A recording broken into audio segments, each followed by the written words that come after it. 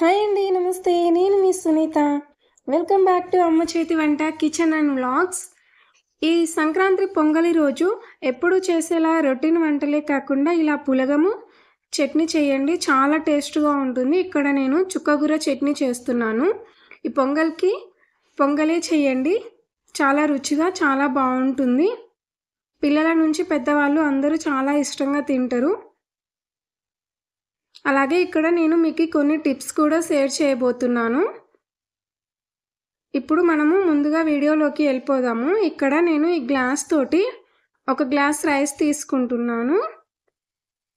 ఈ glass rice ఇద్దరికి అయితే పూర్తిగా సరిపోతుంది అండి, పెద్దవాళ్ళకి అయితే. ఇప్పుడు వీటన్నిటిని శుభ్రంగా 2-3 టైమ్స్ వాష్ చేసి తీసుకొచ్చుకుందాము. ఇక్కడ నేను ముందుగా పెసరపప్పు వేయడం మర్చిపోయానండి, అందుకు ఇప్పుడు చూపిస్తున్నాను. ఇక్కడ నేను 3 టేబుల్ స్పూన్ పెసరపప్పు తీసుకొని మళ్ళీ ఇంకొకసారి వాష్ చేసి తీసుకొచ్చాను. ఇప్పుడు ఇందులోకి మనము ఏ గ్లాస్తో అయితే బియ్యం తీసుకున్నామో అదే గ్లాస్తో 2 గ్లాసుల దాకా వాటర్ తీసుకుందాము. 2 గ్లాసులు పర్ఫెక్ట్గా సరిపోతుందండి, ఎక్కువ తక్కువగా వేసుకోకండి. ఒకవేళ కొత్త రైస్ అయితే కొంచెం తగ్గించి వేసుకోండి. తర్వాత ఇప్పుడు స్టవ్ పైన కుక్కర్ పెట్టుకొని అందులో 2 టేబుల్ స్పూన్ ఆయిల్ వేస్తున్నాను. తర్వాత మినప్పప్పు, పచ్చెనగపప్పు వేస్తున్నాను. చాలామందికి కడాయిలో చేయడం రాదు కదా, అందుకనేసి నేను ఇక్కడ కుక్కర్లో చూపిస్తున్నానండి. తర్వాత నేను ఇక్కడ ఒక మీడియం సైజ్ ఉల్లిపాయను ఇలా స్లైసెస్ లాగా కట్ చేసి తీసుకుంటున్నాను. ఇవన్నీ బాగా ఫ్రై అవ్వాలి, గోల్డెన్ బ్రౌన్ కలర్ వచ్చేదాకా ఫ్రై చేసుకోవాలి. తర్వాత ఇక్కడ నేను ఒక పెద్ద సైజ్ పచ్చిమిరపకాయని ఇలా చీల్చి వేసుకుంటున్నాను. తర్వాత ఇవి కూడా బాగా కలుపుకుందాము ఫ్రై అయ్యేలాగా. తర్వాత ఇందులోకి ఒక కరివేపాకు రెబ్బని ఇలా ఆకులు తీసుకుంటున్నాను. ఇవి కూడా ఫ్రై అయ్యేలాగా కలుపుకుందాము. ఇక్కడ చాలా కొద్దిగా పసుపు యాడ్ చేసుకోండి. ఎక్కువగా పసుపు యాడ్ చేసుకుంటే అంతగా బాగోదు, పచ్చగా ఉంటుంది, పచ్చివాసన వస్తుంది. తర్వాత మనం శుభ్రంగా కడిగి పక్కన పెట్టుకున్న రైస్ని వాటర్తో సహా ఇందులోకి తీసుకోవాలి.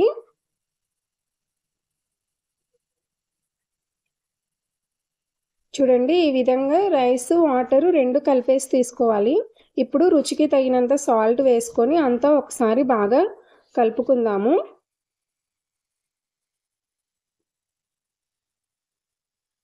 చూడండి, ఇలా అంతా బాగా కలుపుకొని ఇప్పుడు కుక్కర్కి మూత పెట్టి విజిల్ పెట్టి 3 విజిల్స్ వచ్చేదాకా ఉడికించుకుందాము. విజిల్స్ వచ్చే క్లిప్ అనేది నా దగ్గర మిస్ అయిపోయిందండి, ఆ వీడియో. సో అందుకనేసి అది పెట్టలేదు.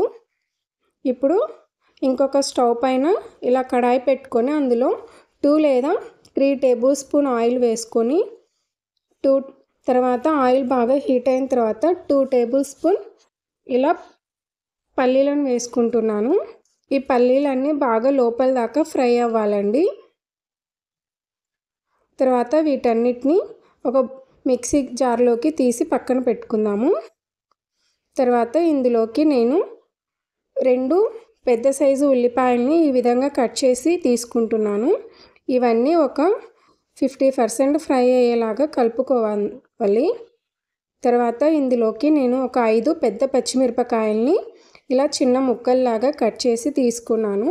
ఇవి కూడా ఒక 50% ఫ్రై అయ్యేలాగా కలుపుకుంటూ ఫ్రై చేసుకోవాలి. చూడండి, ఈ విధంగా మధ్య మధ్యలో కలుపుకుంటూ ఫ్రై చేసుకోవాలి. తర్వాత ఇందులోకి 3 టమోటాలను ఇలా చిన్న ముక్కలుగా కట్ చేసి తీసుకుంటున్నాను. ఈ 3 కూడా బాగా మగ్గేలాగా ఫ్రై చేసుకోవాలి. వీలైతే మూత పెట్టి మగ్గించుకోండి.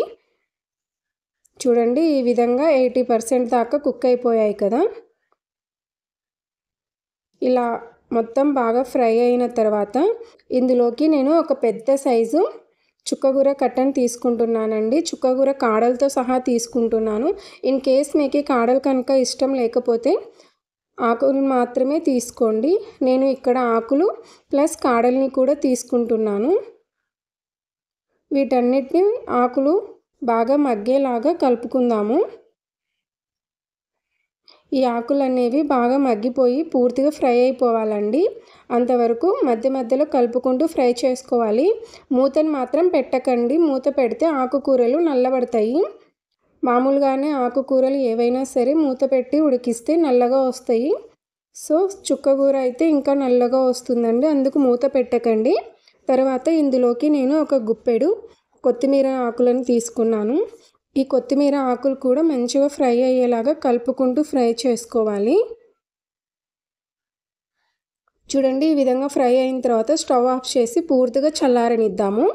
ఇది చల్లారేలోపు మనము ఫ్రై చేసి పక్కన పెట్టుకున్న పల్లీలను మిక్సీ పట్టి తీసుకొచ్చుకుందాము.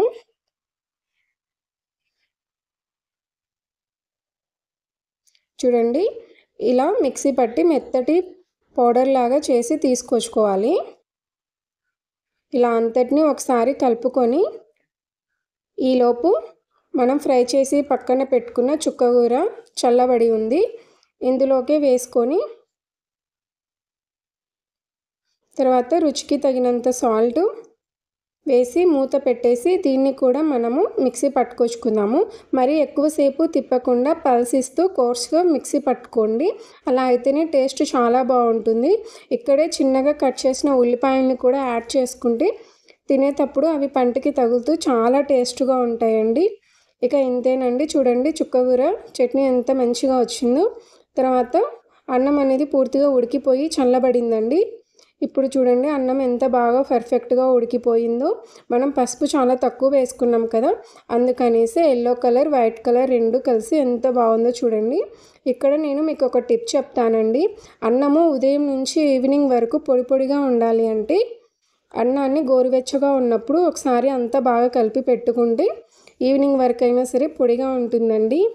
ఇక ఇంతేనండి. ఈ సంక్రాంతికి పొంగల్ రోజు ఇలా పులగము చుక్కకూర చట్నీతో మీ ఫ్యామిలీ అంతా హ్యాపీగా ఎంజాయ్ చేయండి.